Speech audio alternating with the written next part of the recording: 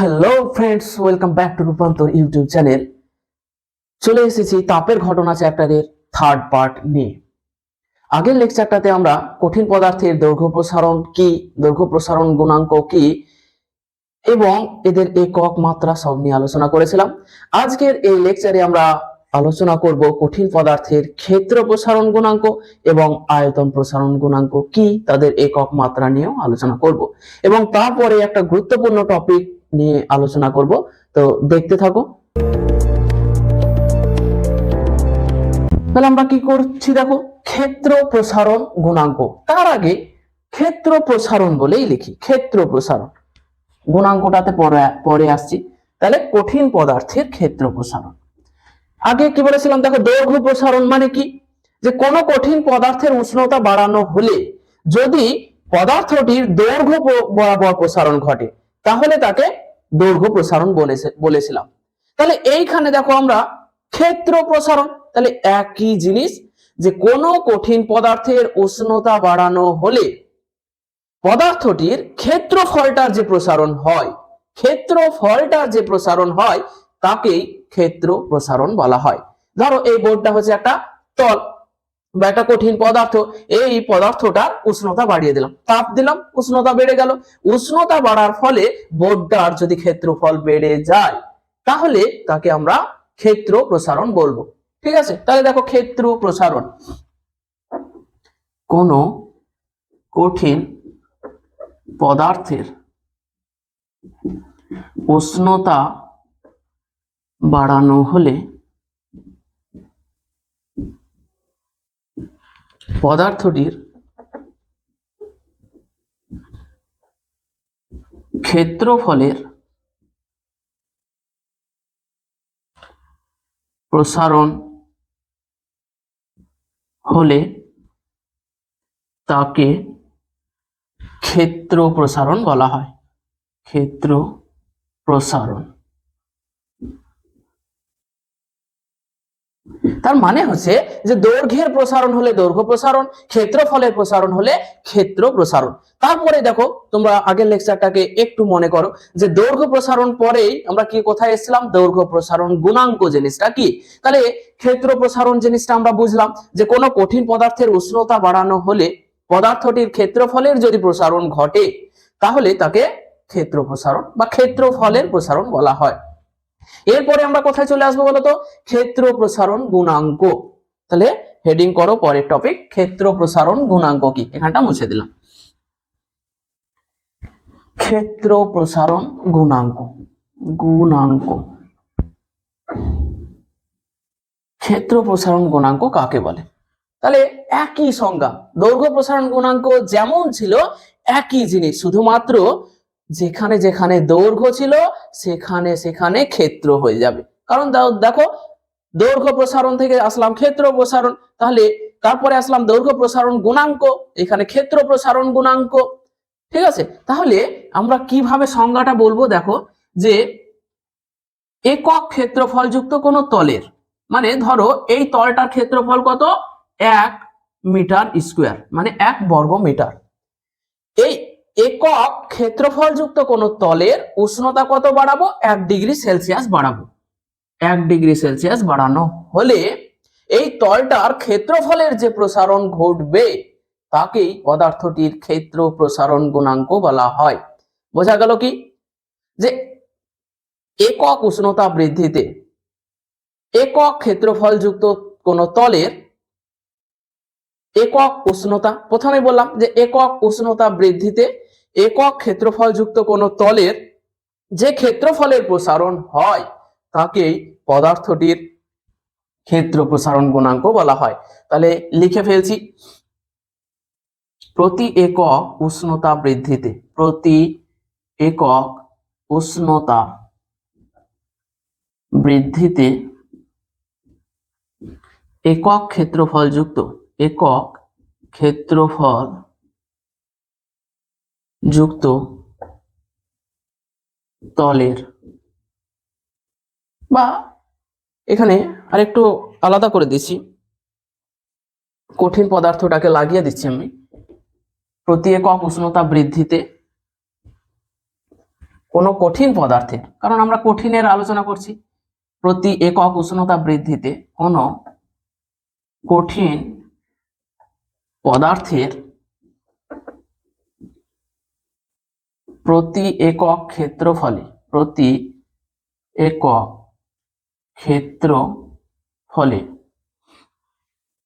যে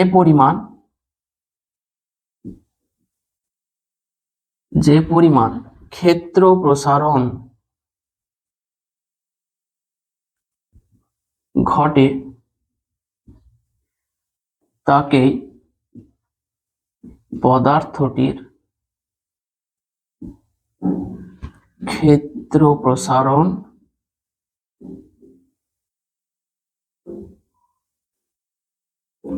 প্রসারণ গুণাঙ্ক বলে।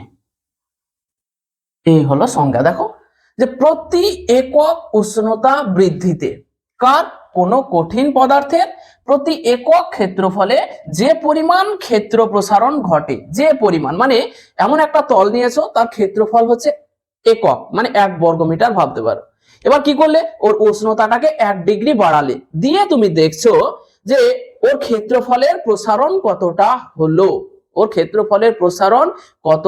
হলো, যে পরিমাণ ক্ষেত্র প্রসারণ ঘটলো সেটাই হলো কঠিন পদার্থটির ক্ষেত্র প্রসারণ গুণাঙ্ক। বোঝা গেল তাহলে ক্ষেত্র প্রসারণ গুণাঙ্ক জিনিসটা কি। এবার দেখো যে ওইখানে দৈর্ঘ্য প্রসারণ গুণাঙ্ককে কোন অক্ষর দিয়ে প্রকাশ করেছিলাম, আলফা।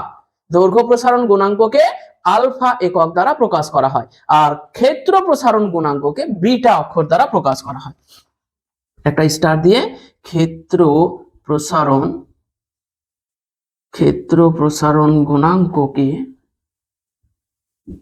বিটা অক্ষর দ্বারা প্রকাশ করা হয়।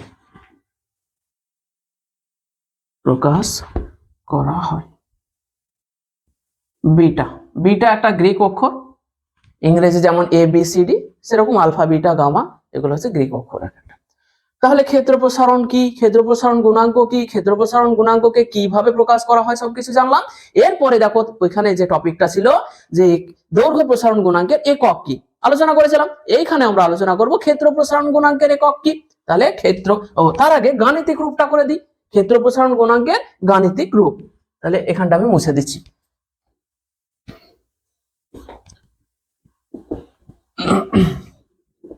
গাণিতিক রূপ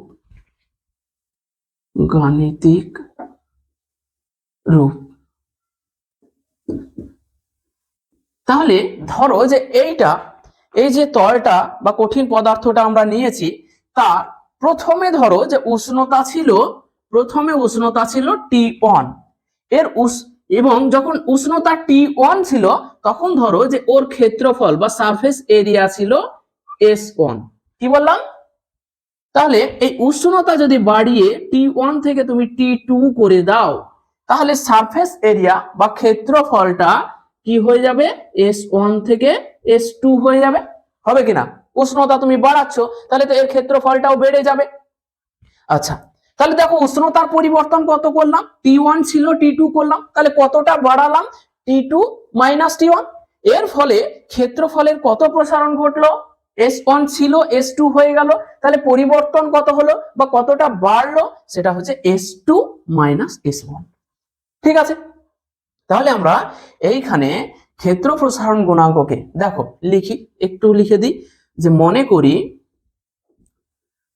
করি T1 উষ্ণতায় কোনো কঠিন পদার্থের ক্ষেত্রফল হলো S1। এখন উষ্ণতা বাড়িয়ে T2 করা হলে ক্ষেত্রফল কি হয়ে যাবে, ক্ষেত্রফল S2 হবে, বেড়ে যাবে, যে কোনো একটা মান হবে, সেটাকে আমি নাম দিলাম S2। তাহলে ক্ষেত্র প্রসারণ গুণাঙ্ক, অতএব ক্ষেত্র প্রসারণ গুণাঙ্ককে কিভাবে লেখা হয়, ক্ষেত্র প্রসারণ গুণাঙ্ক বিটা, বিটা দ্বারা লেখা হয়। বিটা সমান হচ্ছে, ওইখানে দেখো ওটা মনে করো একই জিনিস, শুধুমাত্র বলেছি কি দৈর্ঘ্যের জায়গায় ক্ষেত্রফল বসাও, কি দৈর্ঘ্যের জায়গায় ক্ষেত্র বসাও। তাহলে দেখো যে দৈর্ঘ্য প্রসারণ গুণাঙ্ক লিখেছিলাম ওইখানে, যে দৈর্ঘ্য প্রসারণ গুণাঙ্ক সমান দৈর্ঘ্যের পরিবর্তন ডিভাইডেড বাই প্রাথমিক দৈর্ঘ্য ইনটু উষ্ণতার পরিবর্তন লিখেছিলাম। দেখো এখানে কি করেছি, দেখো দৈর্ঘ্যের জায়গায় ক্ষেত্র প্রসারণ করেছি, তাহলে এখানে কি করব ক্ষেত্রফলের পরিবর্তন, ক্ষেত্রফলের পরিবর্তন ডিভাইডেড বাই প্রাথমিক ক্ষেত্রফল, প্রাথমিক ক্ষেত্রফল গণিত উষ্ণতা পরিবর্তন, উষ্ণতার পরিবর্তন। দেখো তুমি এবার পরিবর্তনটা খেয়াল করো, আমরা কি কি করেছিলাম। যখন দৈর্ঘ্য প্রসারণ গুণাঙ্ক, এখানে কি ছিল দৈর্ঘ্য প্রসারণ গুণাঙ্ক, মানে ক্ষেত্রের জায়গায় দৈর্ঘ্য ছিল, তখন লিখেছিলাম কি, এখানে লিখেছিলাম দেখো দৈর্ঘ্যের পরিবর্তন, এখানে কি করেছি ক্ষেত্রফলের পরিবর্তন। নিচে কি ছিল তুমি খেয়াল করো, তোমার ওই পেজটাও খুলো, এখানে লিখেছিলাম প্রাথমিক দৈর্ঘ্য, এখানে কি করেছি প্রাথমিক ক্ষেত্রফল, আর উষ্ণতার পরিবর্তন, উষ্ণতার পরিবর্তন। তাহলে আমরা কি করব, বিটা সমান কি লিখতে পারবো, দেখো ক্ষেত্রফলের পরিবর্তন কত ছিল S1 হয়ে গেল S2, তাহলে পরিবর্তন কত হলো, পরিবর্তন হলো S2 মাইনাস S1 হলো। তাহলে দেখো আমরা কি লিখবো S2 মাইনাস S1, ঠিক আছে। দিয়ে কি করলাম প্রাথমিক ক্ষেত্রফল, প্রথমে ক্ষেত্রফল কত ছিল S1 ছিল, তাহলে S1 ইন্টু উষ্ণতার পরিবর্তন, পরিবর্তন কত T1 ছিল T2 হয়েছে, পরিবর্তন তাহলে কত হয়েছে T2 minus T1, T2 minus T1। এইটাই গেল ক্ষেত্র প্রসারণ গুণাঙ্কের গাণিতিক রূপ।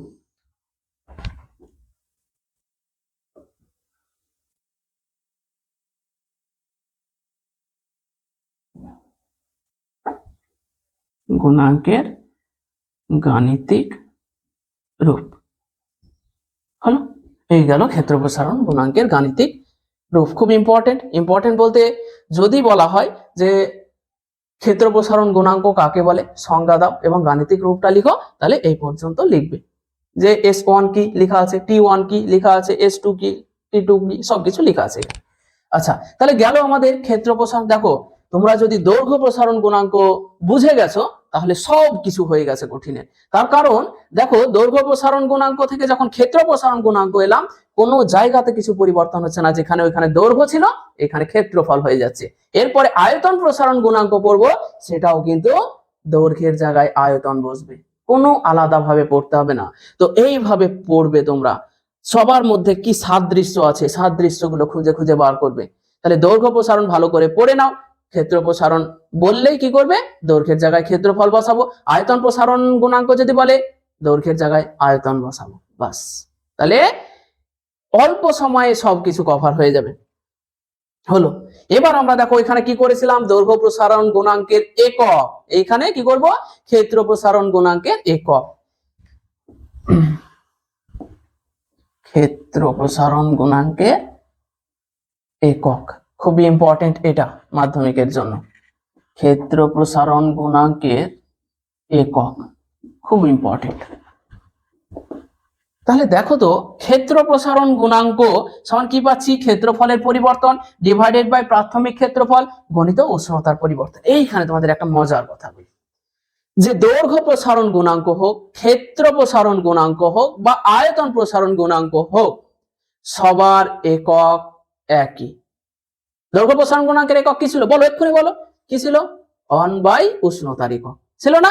সেই রকম ক্ষেত্র প্রসারণ গুণাঙ্কেরও একক হলো 1 উষ্ণতার একক, মাথায় যেন থাকে। তাহলে আমি সরাসরি লিখে দিচ্ছি যে ক্ষেত্র প্রসারণ গুণাঙ্কের, ক্ষেত্র প্রসারণ গুণাঙ্কের একক সমান হচ্ছে 1 উষ্ণতার একক, 1 উষ্ণতার একক। এবার বলো উষ্ণতার একক কি হয়, তাহলে সেলসিয়াস স্কেলে ডিগ্রি সেলসিয়াস, ফারেনহাইট স্কেলে ডিগ্রি ফারেনহাইট, কেলভিন স্কেলে কেলভিন, পরম স্কেলে। তাহলে আমরা কি করে দেব, এখানে সরাসরি একক লিখে দিব যে দৈর্ঘ্য ক্ষেত্র প্রসারণ গুণাঙ্কের একক সমান হচ্ছে 1 ডিগ্রি সেলসিয়াস বা 1 ডিগ্রি ফারেনহাইট বা 1 কেলভিন, ডিগ্রি কেলভিন নয়, 1/কেলভিন। এটাকে এভাবে লিখে যে ডিগ্রি সেলসিয়াস ইনভার্স বা ডিগ্রি ফারেনহাইট ইনভার্স বা কেলভিন ইনভার্স। বোঝা গেল? তাহলে যদি বলে যে ক্ষেত্র প্রসারণ গুণাঙ্কের একক লিখো, তাহলে কি লিখবে? 1/ডিগ্রি সেলসিয়াস। তোমার যদি মনে হয় যে আরেকটা লিখি, তাহলে লিখবে 1/ডিগ্রি ফারেনহাইট। যদি মনে হয় আরেকটা লিখি, তাহলে লিখবে 1/কেলভিন। এটাকে আবার অন্যভাবে লেখা যায় যে ডিগ্রি সেলসিয়াস ইনভার্স বা ডিগ্রি ফারেনহাইট ইনভার্স বা কেলভিন ইনভার্স। ঠিক আছে, এই গেল তাহলে দৈর্ঘ্য প্রসারণ গুণাঙ্কের একক, এবং এটা খুবই গুরুত্বপূর্ণ, ভিআইপি। মেরে রাখো, একে আলাদা কালিতে হাইলাইট করে রাখো।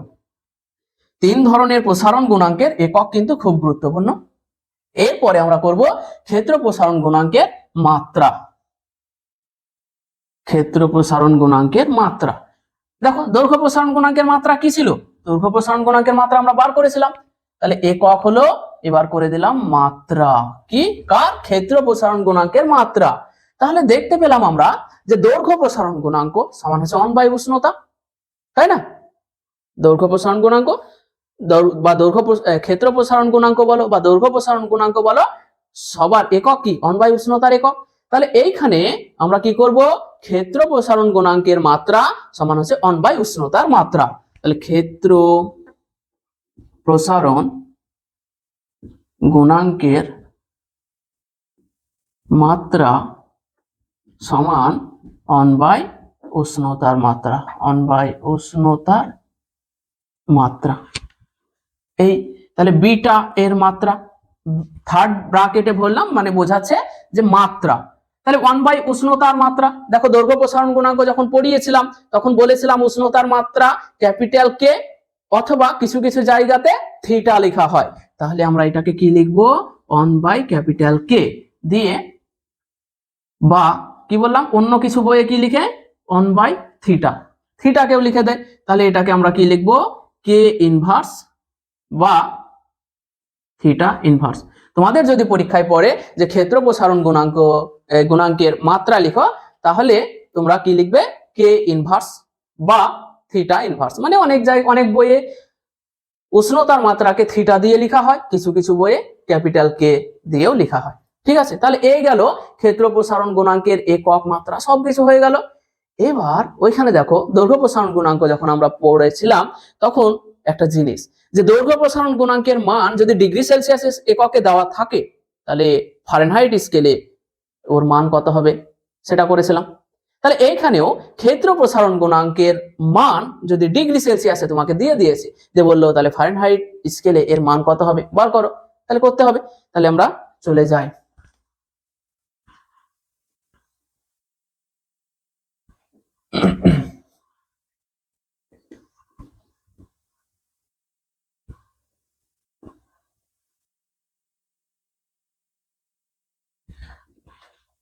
তাহলে ক্ষেত্র প্রসারণ গুণাঙ্কের মান সেলসিয়াস স্কেলে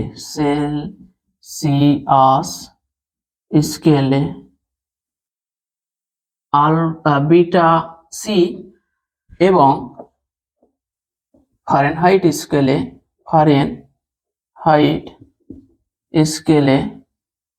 বিটা এফ হলে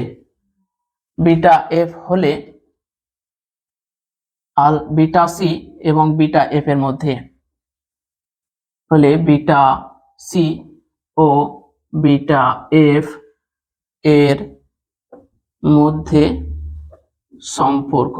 সম্পর্ক কিন্তু একই। এদের সম্পর্ক দৈর্ঘ্য প্রসারণ গুণাঙ্কের যে সম্পর্ক ছিল, কি ছিল বলতো?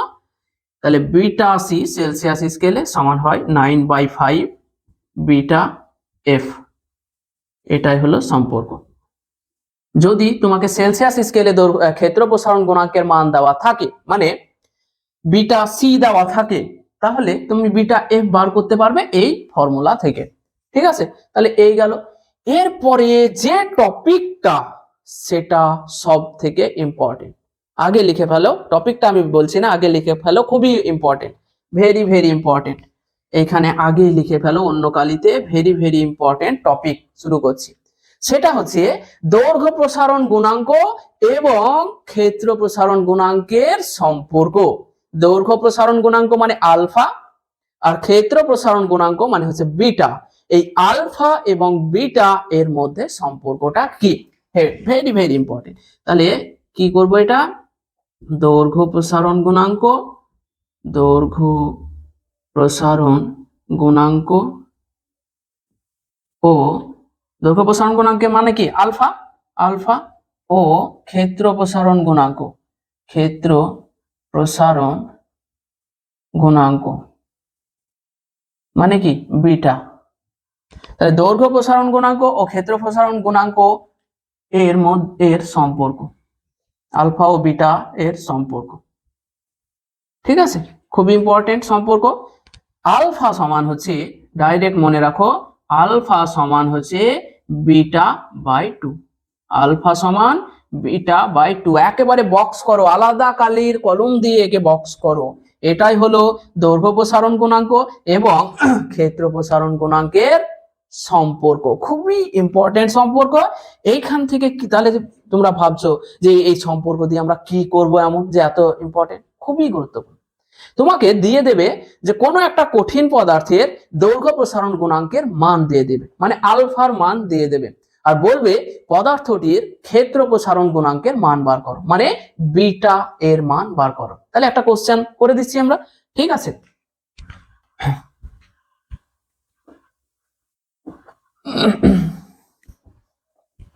তাহলে একটা কোশ্চেন, ছোট্ট করে কোশ্চেন লিখো, কোন বা ডাইরেক্ট লোহারটাই লিখে নাও, লোহার দৈর্ঘ্য প্রসারণ গুণাঙ্কের,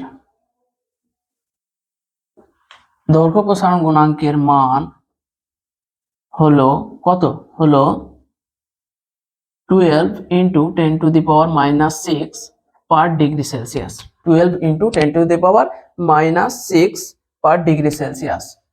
তাহলে লোহার ক্ষেত্র প্রসারণ গুণাঙ্কের মান নির্ণয় করো,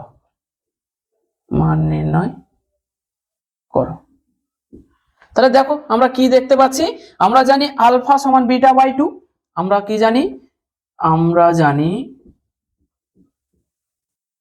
আলফা সমান হচ্ছে বিটা বাই 2। আলফাটা কি দৈর্ঘ্য প্রসারণ গুণাঙ্ক, বিটাটা কি ক্ষেত্র প্রসারণ গুণাঙ্ক। তাহলে দেওয়া আছে কি, দেখো দেওয়া আছে দৈর্ঘ্য প্রসারণ গুণাঙ্ক আলফা সমান কত, 12 into 10 to the power -6 per degree Celsius. Beta সমান কত আমাকে জিজ্ঞেস করেছে, বিটা সমান কত। তাহলে দেখো তো এখান থেকে আমরা কি লিখতে পাচ্ছি, তাহলে আলফার মানটা বসিয়ে দাও, 12 into 10 to the power -6 per degree Celsius সমান হচ্ছে বিটা বাই 2। তাহলে বিটা সমান কত হলো, 2 into 12 into 10 to the power -6 per degree Celsius. তাহলে কত হয়ে যাবে, 24 into 10 to the power -6 per degree Celsius. তাহলে অতএব দিয়ে লিখে নাও, অতএব দিয়ে কি লিখবে, অতএব লোহা ক্ষেত্র প্রসারণ গুণাঙ্কের মান হলো 24 into 10 to the power -6 per degree Celsius. অতএব লোহার ক্ষেত্র প্রসারণ গুণাঙ্কের মান হলো বিটা সমান 24 into 10 to the power -6 per degree Celsius. এই গেল আমাদের দৈর্ঘ্য প্রসারণ গুণাঙ্ক আগের লেকচারে শেষ, ক্ষেত্র প্রসারণ গুণাঙ্কের A to Z শেষ। এরপরে আমরা শুরু করে দিচ্ছি এই লেকচারে আয়তন প্রসারণ গুণাঙ্ক। যদি দৈর্ঘ্য প্রসারণ গুণাঙ্ক বুঝে গেছো, তাহলে দৈর্ঘ্য যেখানে যেখানে লেখা আছে আয়তন লিখে ফেলো সেখানে সেখানে। তাহলে দৈর্ঘ্য প্রসারণ কি, এখানে শিখবো আয়তন প্রসারণ কি। দৈর্ঘ্য প্রসারণ গুণাঙ্ক কি, এখানে শিখবো আয়তন প্রসারণ গুণাঙ্ক কি। ওইখানে করেছিলাম দৈর্ঘ্য প্রসারণ গুণাঙ্কের গাণিতিক রূপ, এখানে করব আয়তন প্রসারণ গুণাঙ্কের গাণিতিক রূপ। ওইখানে করেছিলাম দৈর্ঘ্য প্রসারণ গুণাঙ্কের একক কি, এখানে করব আয়তন প্রসারণ গুণাঙ্কের একক কি। তারপরে দৈর্ঘ্য প্রসারণ গুণাঙ্কের মাত্রা কি, এখানে আয়তন প্রসারণ গুণাঙ্কের মাত্রা কি। ঠিক আছে? তো সব যেখানে যেখানে দৈর্ঘ্য আছে সেখানে সেখানে আয়তন হয়ে যাবে।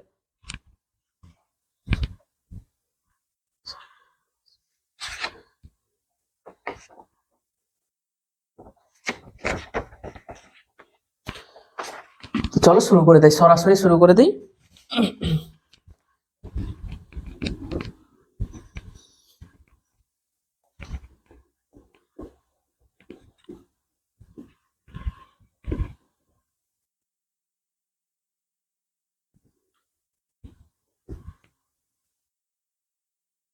তাহলে কি করব?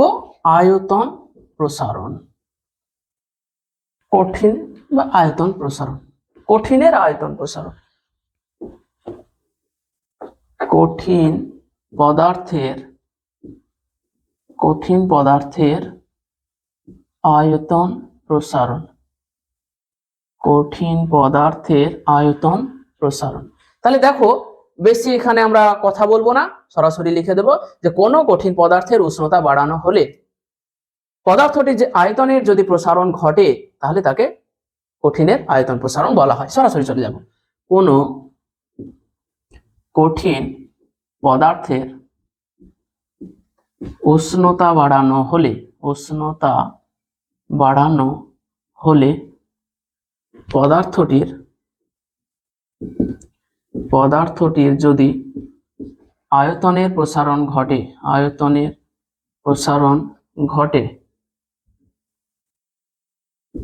তাহলে তাকে আয়তন প্রসারণ বলা হয়। এটা পড়বে না মাধ্যমিকে, শুধুমাত্র আমরা জেনে নিলাম। এরপরে যেটা পড়বে সেটা হচ্ছে আয়তন প্রসারণ গুণাঙ্ক। কঠিন পদার্থের আয়তন প্রসারণ গুণাঙ্ক। দেখো, দৈর্ঘ্য প্রসারণ গুণাঙ্ক শিখেছি আমরা, ক্ষেত্র প্রসারণ গুণাঙ্ক শিখেছি, আয়তন প্রসারণ গুণাঙ্ক বাকি নেই। দৈর্ঘ্য যেখানে ছিল সেখানে আয়তন লিখে দাও। তাহলে কি বলবো? কোনো কঠিন পদার্থের বা প্রতি একক উষ্ণতা বৃদ্ধিতে কোনো কঠিন পদার্থের প্রতি একক আয়তনে যে পরিমাণ আয়তন প্রসারণ ঘটে তাকেই কঠিন পদার্থটির আয়তন প্রসারণ গুণাঙ্ক বলা হয়। তাহলে কি লিখবো? প্রতি একক উষ্ণতা বৃদ্ধিতে, প্রতি একক উষ্ণতা বৃদ্ধিতে কোনো কঠিন পদার্থের প্রতি একক আয়তনে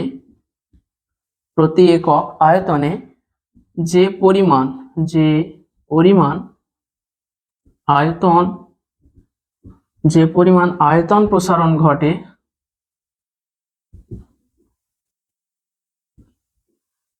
তাকে পদার্থটির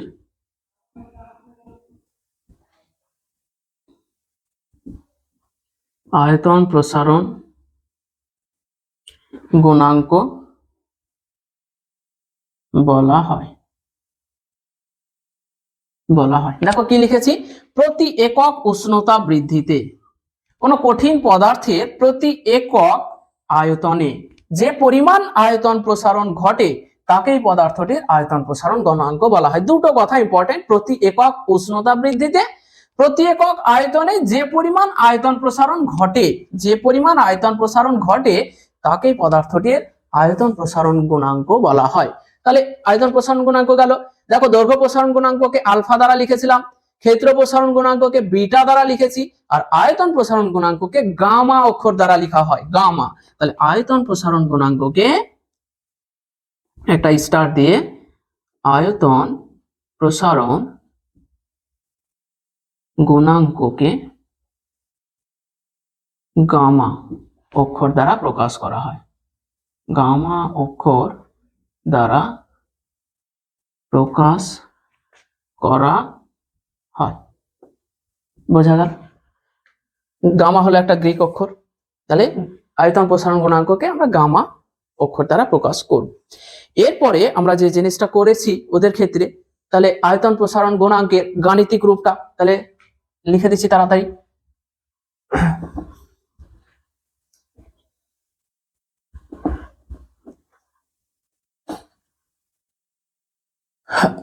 কঠিন পদার্থের আয়তন প্রসারণ গুণাঙ্কের গাণিতিক রূপ। গাণিতিক রূপ তাহলে কি লিখবো? একইভাবে যেখানে যেখানে ক্ষেত্রফল ছিল বা যেখানে যেখানে দৈর্ঘ্য ছিল, তাহলে মনে করি T1 উষ্ণতায় কোন কঠিন পদার্থের আয়তন হলো V1, ভলিউম থেকে V1 আয়তন। আচ্ছা, এখন উষ্ণতা বাড়িয়ে T2 করা হলে পদার্থটির আয়তন হবে কত হবে? আয়তন হবে V2।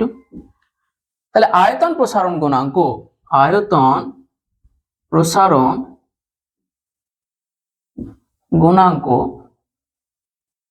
গামা সমান হচ্ছে আয়তনের পরিবর্তন। দেখো দৈর্ঘ্য প্রসারণ গুণাঙ্কে কি লিখেছিলাম? দৈর্ঘ্যের পরিবর্তন। তাহলে এখানে আয়তনের পরিবর্তন বাই প্রাথমিক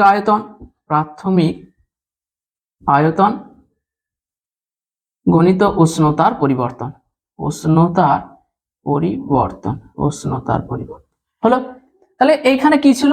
যে একটা কঠিন পদার্থ ছিল যার T1 উষ্ণতায়, T1 থেকে উষ্ণতা কি করলাম? T2। তাহলে T1 এ ছিল আয়তন V1, আয়তন পরিবর্তন হয়ে কি হয়ে গেল? V2 হয়ে গেল। তাহলে আয়তন কত পরিবর্তন হলো? দেখো V2 মাইনাস V1। উষ্ণতা কতটা পরিবর্তন হয়েছে? T2 minus T1। ঠিক আছে, তাহলে এখানে আমরা কি লিখতে পারবো? V2 মাইনাস V1, প্রাথমিক আয়তন মানে V1, উষ্ণতার পরিবর্তন কত? T2 minus T1। তাহলে হয়ে গেল গামা সমান, তাহলে এইটা কি বলতো? এইটাই হলো আয়তন প্রসারণ গুণাঙ্কের গাণিতিক রূপ। আয়তন প্রসারণ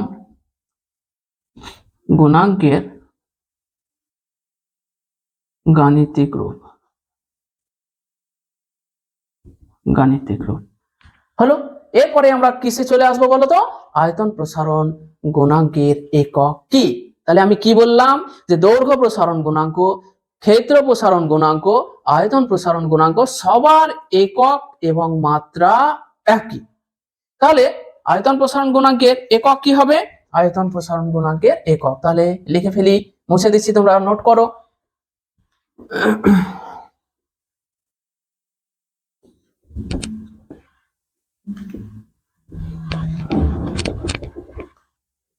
আয়তন প্রসারণ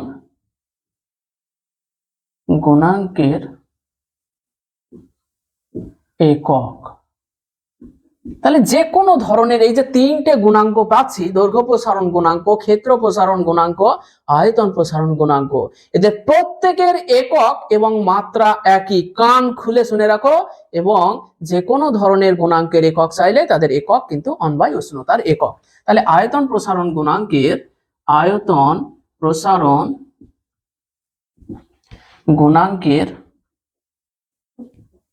একক সমান হচ্ছে অনবাই উষ্ণতার একক, সবার অনবাই উষ্ণতার একক।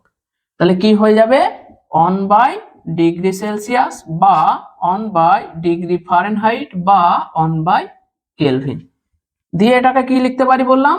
ডিগ্রি সেলসিয়াস ইনভার্স বা ডিগ্রি ফারেনহাইট ইনভার্স বা কেলভিন ইনভার্স। বাস, এইটাই হলো আয়তন প্রসারণ গুণাঙ্কের একক। তাহলে মাত্রা কি হবে? মাত্রা, কার মাত্রা? গামার মাত্রা। তাহলে আয়তন প্রসারণ গুণাঙ্কের মাত্রা সমান অনবাই উষ্ণতার মাত্রা, একই জিনিস, উষ্ণতার মাত্রা দিয়ে তাহলে কি হয়ে যাবে? গামাকে বক্স থার্ড ব্র্যাকেটে, মানে ওই ভাষাটা লিখবো না, তাই গামাকে কি করলাম? বক্সে ভরে দিলাম থার্ড ব্র্যাকেটে, মানে বোঝাচ্ছি ওর মাত্রা। তাহলে কি লিখবো বললাম? অন বাই কেলভিন বা কে বা কি অন বাই থিটা, ওই যে বললাম যে কোনো কোনো বইয়ে কি করে উষ্ণতার মাত্রাকে থিটা দ্বারা লিখে, আবার কোনো কোনো বইয়ে ক্যাপিটাল কে দ্বারা লিখে। তাহলে গামা এর মাত্রা সমান কি হবে, কে ইনভার্স বা থিটা ইনভার্স। বাস এই গেল, তাহলে একক মাত্রা সবকিছু চলে গেল। এরপরে ওই যে যেটা করেছিলাম যে যদি ডিগ্রি সেলসিয়াস স্কেলে আয়তন প্রসারণ গুণাঙ্কের মান দেওয়া থাকে, তাহলে ফারেনহাইট স্কেলে মান কত হবে সেটাও করে দিচ্ছি। একই সম্পর্ক এটাও, তাহলে লিখে দেই।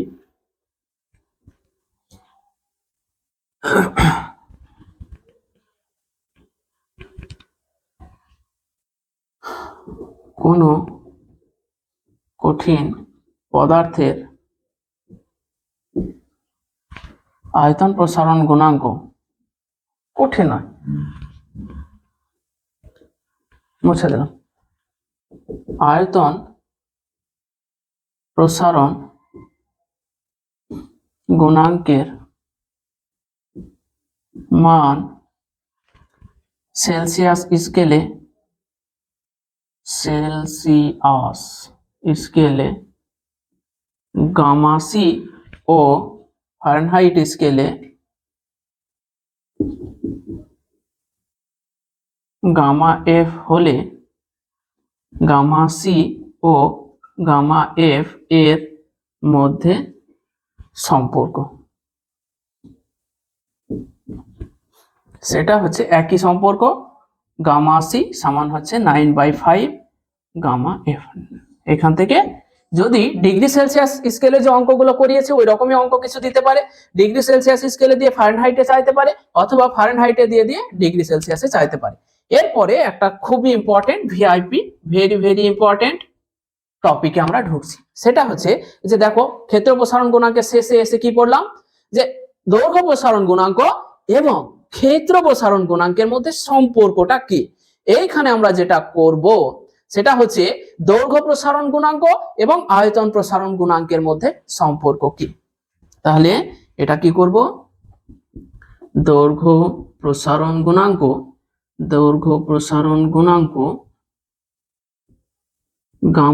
আলফা ও আয়তন প্রসারণ গুণাঙ্ক মানে গামা এর সম্পর্ক এদের মধ্যে সম্পর্ক।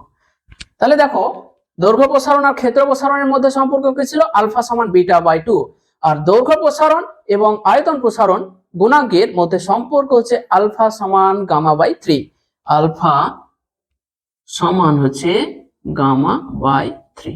খুবই ইম্পর্টেন্ট, আলাদা কালি করে একে বক্সে ভরে রাখো। তাহলে তোমাকে যদি দৈর্ঘ্য প্রসারণ গুণাঙ্ক দিয়ে দেয়, তাহলে তোমাকে কি বার করতে হবে, আয়তন প্রসারণ গুণাঙ্কের মানটা বার করতে হবে, গামার মান। তাহলে একটা জিনিস দেখো তো, আমরা আগে পেয়েছিলাম, এখানে একটা জিনিস খেয়াল করো, আলফা সমান কি পেয়েছিলাম β/2, আবার আলফা সমান পাচ্ছি কি γ/3। তাহলে পুরো সম্পর্কটা কি হলো, আলফা, এখানে একটা টপিক করো এবার, আলফা বিটা ও গামা এর সম্পর্ক, এদের তিনজনের মধ্যে তাহলে সম্পর্ক কি দাঁড়ালো, আলফা সমান হলো β/2 হয়েছে, আবার আলফা সমান কি পেলাম γ/3। এইটাই হলো এদের তিনজনের সম্পর্ক। একে আরো চকচকে কালিতে বক্স করো, মানে এমন ভাবে হাইলাইট করো যেন তুমি দেখতে না চাইলেও যেন দেখা দেয়, ঠিক আছে। তাহলে এটা গেল আলফা বিটা গামা এর মধ্যে সম্পর্ক। তাহলে একটা জিনিস বলো তো, যে আলফা, এই টপিক আমার এখানে জায়গা নেই, তোমরা এর নিচে লিখবে, তোমরা কি পাচ্ছি বলো তো, আলফা গামা বিটা গামা, এদের মধ্যে অনুপাত কি, আলফা বিটা ও গামার অনুপাত কত বলো তো। তাহলে এদেরকে একটা 6 দিয়ে যদি গুণ করি, তাহলে কি হবে 6 3 2, 6 3 2। এইটাই হলো আলফা বিটা এবং গামার মধ্যে সম্পর্ক, আলফা বিটা গামার মধ্যে তাহলে সম্পর্ক, খুব ইম্পর্টেন্ট একটা সম্পর্ক, আলফা বিটা গামার মধ্যে সম্পর্ক 6 3 2, আলফা বিটা গামার মধ্যে সম্পর্ক। তাহলে এই গেল আজকের লেকচার মানে কঠিন পদার্থের যে তাপীয় প্রসারণ একেবারে পুরোপুরি শেষ। এরপরেই আমরা যে টপিকটা শুরু করব সেটা হচ্ছে তরলের তাপীয় প্রসারণ। তো এই লেকচারটা কেমন লাগলো অবশ্যই কমেন্ট করে জানাও, আর যদি ভালো লাগে তাহলে বন্ধুদেরকে পাঠিয়ে দাও।